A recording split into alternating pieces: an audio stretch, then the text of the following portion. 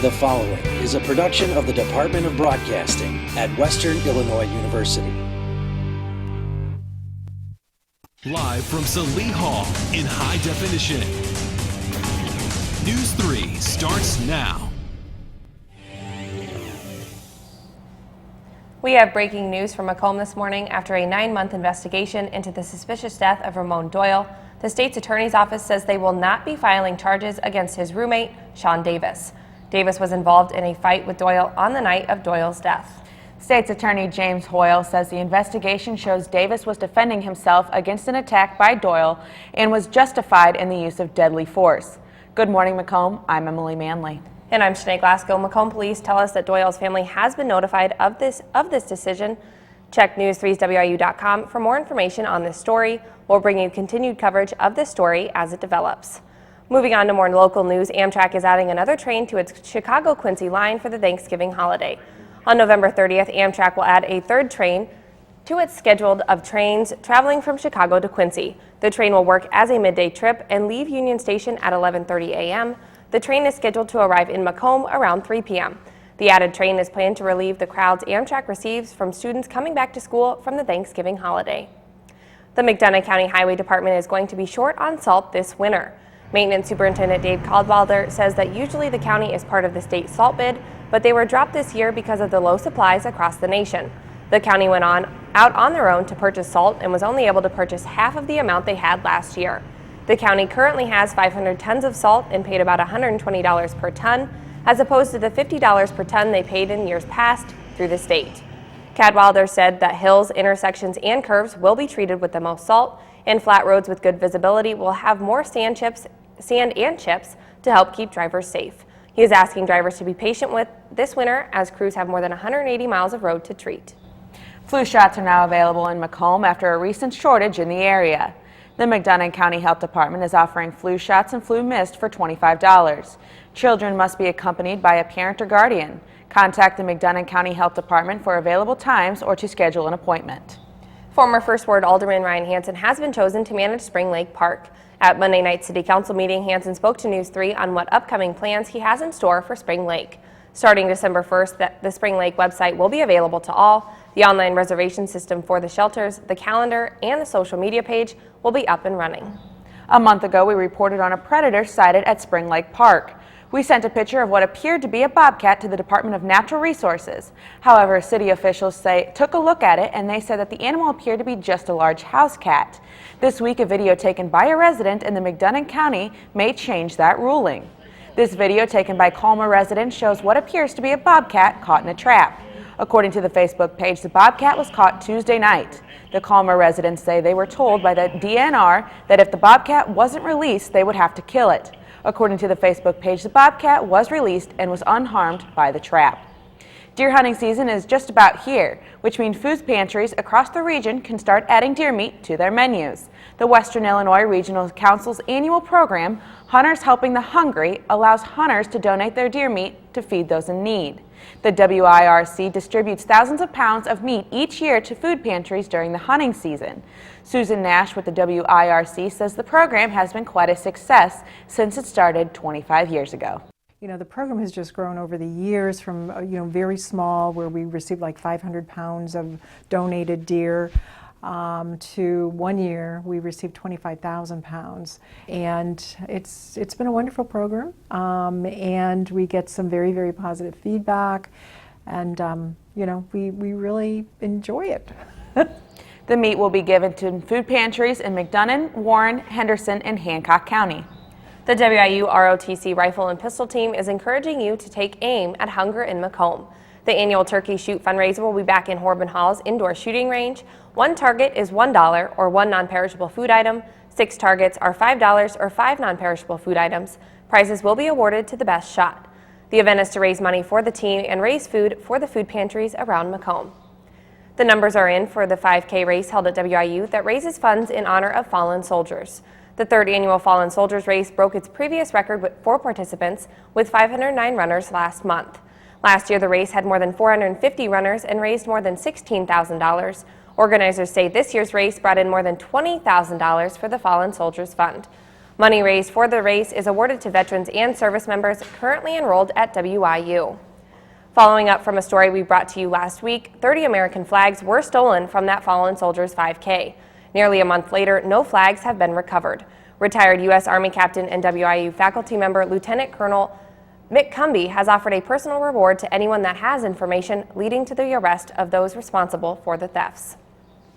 A year after one of the most powerful tornadoes struck central Illinois, News 3 travels to Washington, Illinois and discusses with the community on rebuilding their lives. I just can't express how thankful I am. One family opens up to us about the most important phone notification of their lives, the one warning them of an impending danger. That's coming up next. And despite the sunshine outside, we're pretty cold. Temperatures are only in the upper teens. We do have snow in the forecast for your weekend. We'll have a look at your full forecast in a couple minutes.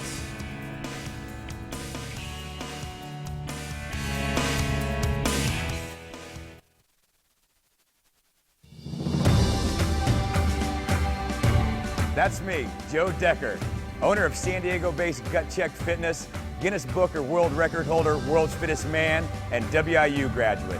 There are a few things that have helped me get to the top of my industry: growing up on a farm in the Midwest, serving in the U.S. military, and graduating from WIU.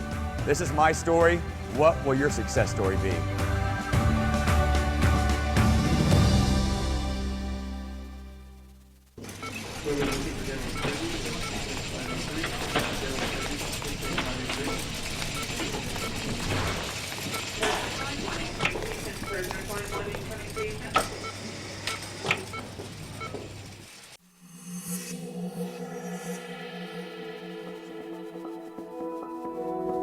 That's me, Chris Levingood, a senior broadcasting major at Western Illinois University. From networking in DC at a national conference to getting hands-on experience behind the news desk and in the field, the opportunities I have at WIU are preparing me for a successful media career. This is my story. What will your success story be? Life's taught me a lot, and I'm ready for more. Well, you're not the typical kind of candidate that I hire. But you are exactly what I'm looking for. Your company could be missing out on the candidates it needs most. Learn how to find a great pool of untapped talent at gradsoflife.org. Hey everybody! Heart disease affects 1 in every 3 women in America, but you can fight back. There's no time to lose. Mothers, sisters, daughters, families, and friends, it's time to shout louder, stand stronger, and demand change. Let's go! To the Batmobile. Dang it. To the invisible jet! Dang it. Together, we can put an end to heart disease. It's time to go red for women. I could use your help. Yeah! Learn more from the American Heart Association at www.goredforwomen.org. Now from Macomb in high definition, you're watching Sinead Glasgow, Franny Smith, weather with meteorology major Nicholas Stewart, and sports with Tyler Eddy. News 3 continues. That is truly what saved our lives. We had probably less than 5 minutes, 7 minutes max maybe, from the time I got that till when we came down and were standing in our basement. You're hearing from Anna Kelly of Washington, Illinois. Her home was leveled by an EF4 tornado on November 17th. Kelly is talking about a weather alert she received on her phone that morning. News 3 visited the Kelly family at their new home that was built on the foundation of the previous one. They started the rebuilding process in January, but they finished up in May. Nearly a year later, the Kellys have a much different outlook on life. I sat down and spoke with Kelly and her husband, Jeff, about the unusual November day. It's generally not tornado season, but generally in the, second, third week of November, you're not sitting with your windows open either, so anything can happen. It's just trying to be as prepared as you can, and taking those warnings seriously. I mean, that was the first and the only weather alert I've ever gotten on my phone. I'm a little more sensitive to storms. Yeah, Whereas before I wasn't, I'd say there's a storm. Now I'm a little more aware of what's going on. I'm checking the Weather Channel to make sure it's not real severe. It's just rain or a little thunderstorm. But you're more, you're on edge. Mm-hmm. And it takes time to get over that. I mean, I've gotten better over the past year, but I'm not completely over it. Probably never will be. I used to love storms. I used to love thunderstorms and stuff like that, and I'm not even supposed to watch the Weather Channel anymore. It makes me so anxious. Oh, wow. Just worrying about what could happen versus what probably will happen is a lot more traumatic for me. We didn't even have we didn't have television on, we didn't have anything on. I was resting and he was actually he had just got home from the store and was cleaning the floors. Yeah, I was getting ready to clean the house and then I was going to watch the Bears play. I mean, it was just one of those things that just came out of nowhere. Joining us now is Nicholas Stewart with a look back on that Sunday morning. Now, Nick, can you tell us what type of tornado did destroy Washington? Yep, so the tornadoes are based on essentially the damage they produce. We call this the EF scale, so it's EF0 through EF5. And a lot of people believe that it's rated purely on the winds that they produce, but it's actually we rate them by the damage they produce because the radar that we have cannot see like the very lowest area of the tornado. And so Dr. Fujita, back in 1971, devised a scale based on the damage that these tornadoes produce to actually be able to rate them. So Washington was considered an EF4, high-end EF4, which is winds near 200 miles per hour. This was actually rated 190 miles per hour. And the threshold for an EF5 is 200 miles per hour. So the Washington tornado was just under the threshold for being that EF5 tornado, and that's mainly because Washington didn't have any major structures be hit. For example, Joplin, back in 2011, the tornado actually took aim on a concrete reinforced steel building. It actually moved off its foundation, the hospital. And so that was able to give the Joplin tornado the EF5 rating. And more, for example, you also had in Oklahoma last year, May of last year, you had these houses like clean off their foundation, so you had nothing left. With Washington, you at least had some portions of houses left. You had like either at least a wall standing or you had a fireplace standing. So that's kind of why Washington was just underneath that EF5 threshold. So can you tell us, did the Weather Service see any signs of this going to be such a horrific Sunday? Any warning? Yeah, the National Prediction Center, the National Weather Service and the Storm Prediction Center, they outlined an area upwards of 5 days out regarding talking about the risk for severe weather. So the graphic you have out there right now, that's the day 4 outlook issued several days in advance. And as we go through the days coming up to the event, it was upgraded to a slight risk. 3 days ahead of time. Then 2 days before, they upgraded to a moderate risk, which for November is quite rare. You don't see them very often, especially in our neck of the woods in November. But the day before, or the morning of, I should say, around 8 a.m., they issued a very rare high risk. And the high risk for severe weather, when you see these, even in springtime, that's when you really need to start taking these tornado precautions very seriously. So there was very good model agreement on the fact that there were going to be very dangerous storms that day, and unfortunately it did verify. How did the Weather Service alert the people of Washington? Okay, so it all started off that morning around, I believe it was 8:40 in the morning, they issued the first tornado watch, which included a very large swath of Illinois. And this was over 2 hours in advance before any storms even really started to fire. So the watch was issued at 8:40 a.m. It's called a particularly dangerous situation, or PDS tornado watch. And those are also rare. So you're starting to see a trend here. A lot of these things are very rare. So you had a PDS tornado watch issued, which called for long track, significant tornadoes that could produce, devastating damage. And then leading up to actually when the storm started to fire, we had the first storms going up. We had our first tornado warning issued at 10:50 in the morning. This was Doppler indicated at the time. The tornado had not touched down yet. It was 9 minutes later that a tornado actually touched down. So before there was even a tornado on the ground, the people had 9 minutes of warning. And that warning at 10:50 warned the residents of Washington, even mentioned Washington, it might approach Washington by about 10:05. At 11 a.m., they issued another warning, mentioning again that Washington could be hit by 11:05. At this time, they still did not know that there's a tornado on the ground, but the radar indication was very, very indicative. You had these very tight velocity couplet, which is basically, you can see on radar the winds. And when you see winds like circular pattern in an area, that's kind of when you know that there's probably going to be a tornado forming.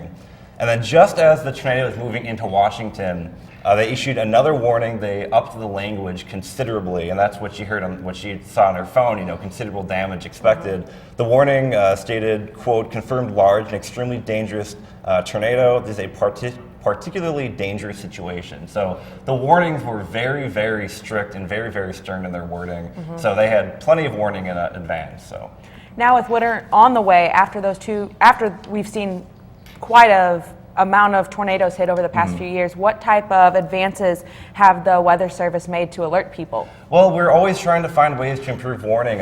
One thing that the National Weather Service is doing, they're really starting to push towards social media a lot more. So Facebook and Twitter, they're putting all the different alerts through that to try and warn people, trying to reach more people. And then the one that she actually got the text on her phone, it's called the WEAS alert, or Wireless Emergency Alert. And that was fairly new. I believe only 2 or 3 years ago they started organizing this, and so that's another way to reach a very large population. Of course, the broadcast media, the EAS alerts on their television as well, they had those warnings. All right, well, Thanks, Nick. Thank you, Nick, for joining us and for your insight on these tornadoes. Coming up on Tuesday, you can join us live at 4, and we will have more coverage of the 1-year anniversary of the Washington tornado. We expect a little taste this weekend of what is to come this winter season. Don't touch your remote or change the browser. Nick will be right back with your weather.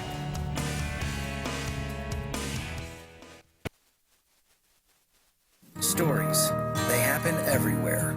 At News 3, we go the distance and tell them firsthand. Across the region, the tornado tore through a neighborhood in Washington, Illinois. Across the state. Here at the state capitol in Springfield for the gubernatorial race. Across generations. We have a lot of people that are very dedicated. We're all volunteers. The stories that inform us, the stories that move us, the stories that matter from a fresh perspective. What did you want to be when you grew up? Now, how do you make it happen? Think purple, think success, think Western Illinois University. When the big stories strike, count on award winners to provide you intimate and in-depth coverage. On the air and online. Local news, fresh perspective. Thank you, dear. Well, you're very supple. It's like I was at your age. Back then, I was a sex expert. Used to call me the buttered biscuit. I know about birth control, too. So you can ask me anything, baby. Bedsider.org has birth control information and a lot more. And it's... Have you had sex in this car yet?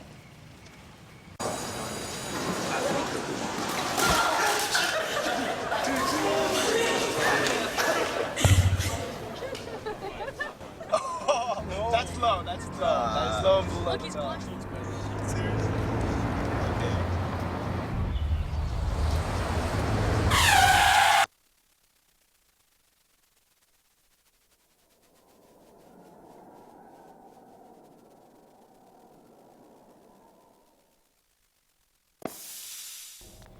Taking a look outside of the courthouse square right now, we're looking at mostly sunny skies, but it's a very cool one out there. Temperature-wise, we're only at 18 degrees. Very high humidity values up to 18%, but thankfully the winds aren't as strong as they have been in days past, only about 10 miles per hour, so it's not making it feel too brutal out there.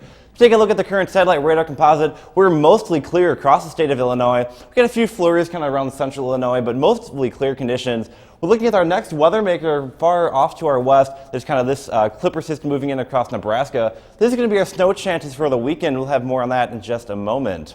Taking a look at temperature-wise, again, we're very cool out there. All these pinks, that's indicative of teens. We're looking at only 17 in Davenport, 13 in Des Moines, 18 in Kansas City. Those cold temperatures, unfortunately, are here to stay for at least the next several days. So it's going to be pretty cool out there. And that's because we have the area of high pressure off to our south. While it's making us very clear, it's clearing out most of the snow flurries and most of the cloud cover. We are looking at a very cool air kind of moving in from the north. So this is also being reinforced by the snowpack up to our north, modifying the air, making it even colder. So we're dealing with very cold temperatures. We go into the day later today, the high pressure really kind of solidifies across areas off to our west. Again, keeping conditions mostly clear for us. But then moving into tomorrow, high pressure moves on off to our east. Puts us a little bit in the warm sector, increase our humidity values just a little bit, and this will be pretty good help for making for some snow this weekend. And this is something we haven't seen quite some time in the Midwest. all these pink and purple shaded counties here, these are winter weather advisories calling for a few inches of snowfall that extends all the way from the Dakotas into Illinois. I wouldn't be surprised if we see a few more of these counties fill in through the day today. But again, we're not looking at a major snow event, just a couple inches here and there. Here's our latest morning model run of the weather models. You almost see like this hole right here in Macomb. Again, we almost looks like we're going to escape the most of it again. Most falls off to our north, about 2 to 3 inches off to our north, and then also off to our south in the Kansas City area. So a light dusting to maybe an inch. And these cold temperatures are really just going to pool because the jet stream digs very far south and a very strong high or a very strong low pressure up in the upper atmosphere, really digging that jet stream very far south, bringing in that very cold air as we go into the weekend. For today, we're looking at mostly sunny skies. We'll only get up to about 29 degrees. We're not even going to hit freezing. Getting winds about 10 miles per hour.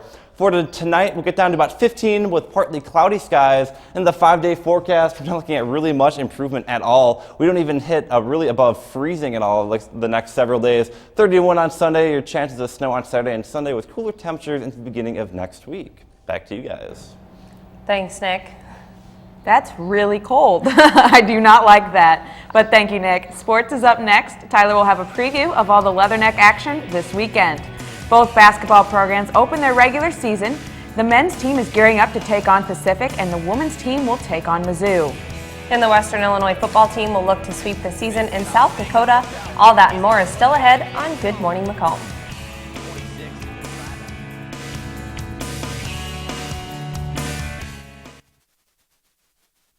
My name is Patrick Magoon, and I have the privilege of serving as the President and Chief Executive Officer of Ann and Robert H. Lurie Children's Hospital of Chicago.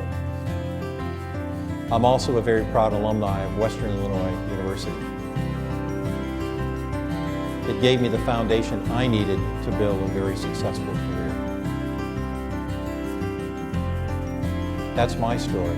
What will your success story be?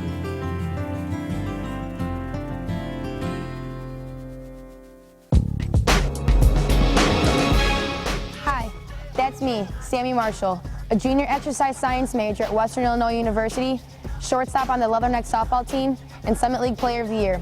At Western, I take my GPA just as seriously as I take my batting average.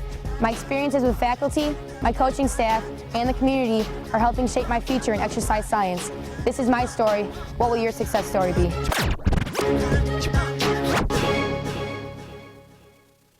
So, I got this new family.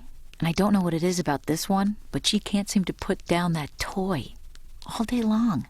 Tap, tap, tap, tap. Oh, and she even talks to it. She talks to that more than she talks to him. What's up, bro? Nice shirt. Who's she talking to? Her mom? She talks to her mom a lot. Good morning, Western Illinois. Due to severely cold weather in Denver, the Summit League tournament had to be pushed back a day. The men's soccer team was supposed to be in action yesterday, but they will now play Oral Roberts University today at noon Central Time. Meanwhile, 2 members of the soccer team have received Player of the Year honors for their performances on the field this season. Seniors Charlie Bales and Eves Dietrich have been named Summit League Defensive Player of the Year and Goalkeeper of the Year, respectively. Also in action today will be the host Denver Pioneers against the Fort Wayne Mastodons at 3 p.m. Central Time. The Summit League Championship game will take place at 2 p.m. Sunday afternoon.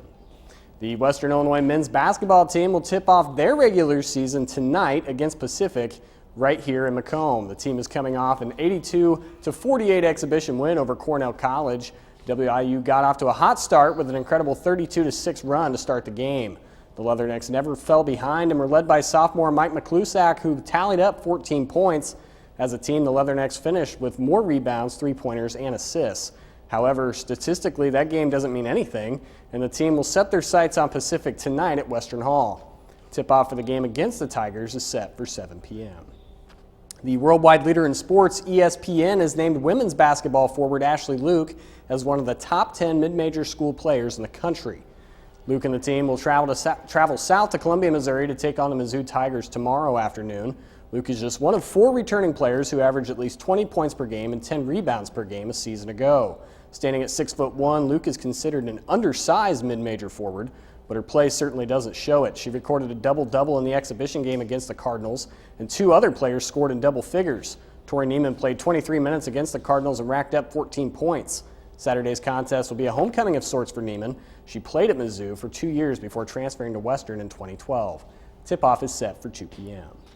Now to football, where just 64.1 miles will separate where the Leathernecks won big last week and where they're looking to win again tomorrow. WIU ran away with the game in the second half against the Coyotes in Vermillion, South Dakota last week.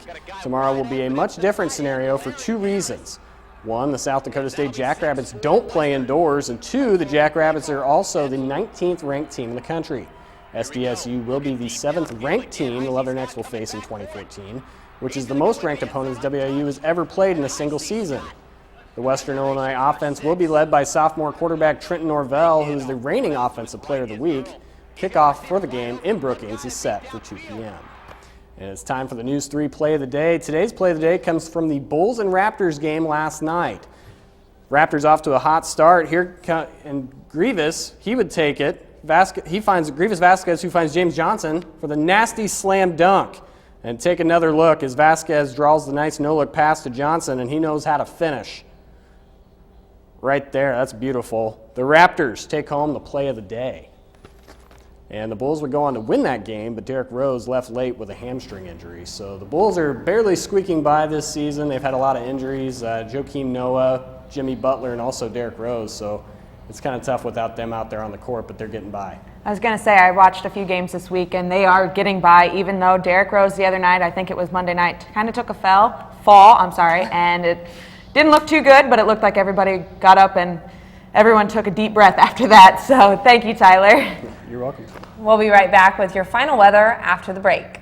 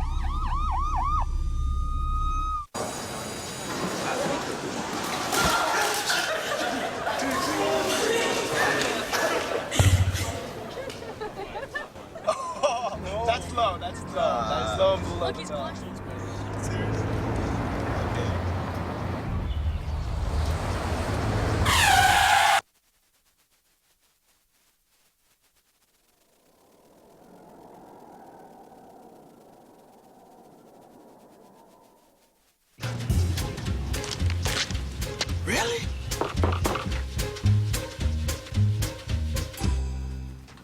Buzz, what's up, man?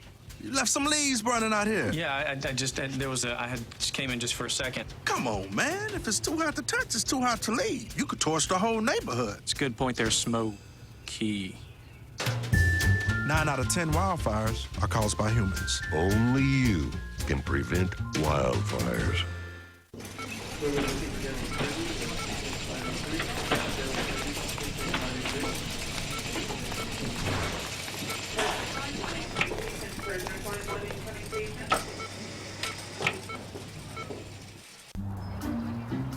Don't worry. 74 people were picked before me in the NFL draft.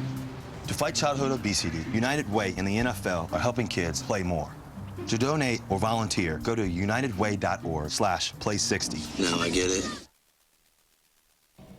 Yeah, despite the sunny skies, we're going to look at temperatures only getting up to about 29 degrees today. West winds about 5 to 10 miles per hour. Tonight's going to be another cold one, only 15 degrees, partly cloudy skies. West winds about 5 miles per hour. Again, the 5-day forecast, the only day above freezing is tomorrow, but that's when we get our snow chances. About an inch of snow, maybe just a little bit more into Sunday as well. But temperatures really cool off for the start of the work week on Monday, only 23 degrees as a high. So it's going to be very, very brutal for the next several days. Nick, I don't know what I need to do, if there's a little box that I can put my opinion in or something, but I'm not liking this at all. If we had the option to vote this weather out, I would gladly agree with you. So. Well, let me know when you get one of those. I don't like the cold, but I do like the snow. Sometimes it's pretty. Yes, the snow, I can deal with the snow right off the bat, but I don't like it after a prolonged effect. So. Well, thanks, Nick. That'll do it for us this morning. For Nicholas Stewart, I'm Shanae Glasgow. And for Tyler Eddy, I'm Emily Manley. We're going to stay on top of your news over the weekend and bring you the latest updates Tuesday, live at 4. Until then, we're always online and on social media. Have a good morning, Macomb.